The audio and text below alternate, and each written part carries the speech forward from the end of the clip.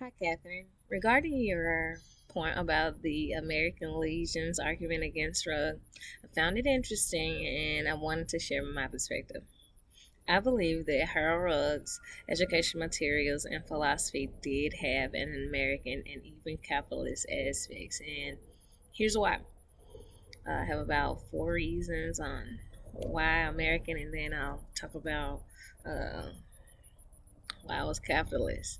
So, for one, Rugg often, like for citizenship and local interest, Rugg often emphasized local interest in the promotion of community.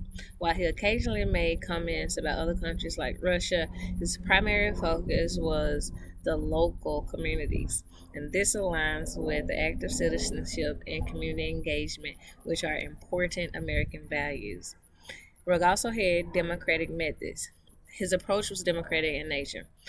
He had clear ideas about how to improve society, conducted research, and worked diligently to gain acceptance and support for his ideas. His willingness to engage with diverse perspectives and incorporate his experiences into decision making reflects democratic principles. Harold Rugg also can be seen as an innovator and entrepreneur. His goal was to mobilize society into a community where everyone could potentially benefit or be happier. He worked his way up and played a role in shaping the field of education. This entrepreneurial spirit, the pursuit of new ideas, and the drive to improve society are traits that I feel uh, resonate with the American dream. Um, in the text, it referenced minorities often. I wondered who those minorities were, but as I think about it, if I was a minority back then, Rugg's ideas would have potentially benefited me.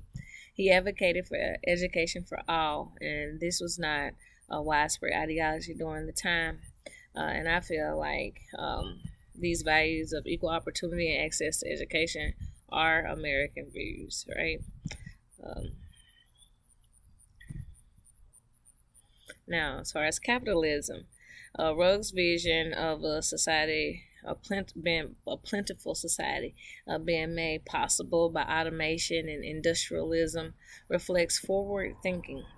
And this vision, managed in public interest, is like the role of technology in improving people's lives.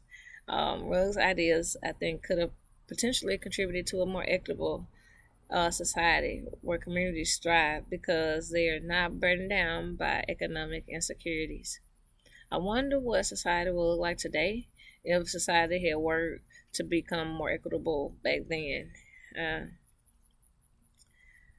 Moving on, I think it's important to know that Rugg's ability to make profit from his textbooks, so much so that he was able to buy land and build his home, aligns with the profit motive, another aspect of capitalism. While his views may have included the aspects of public ownership and the public interest, they did not necessarily have to conflict with capitalism. I think education for all can stimulate economic activity, increase mobility, and enhance competition, which are all elements of capitalism.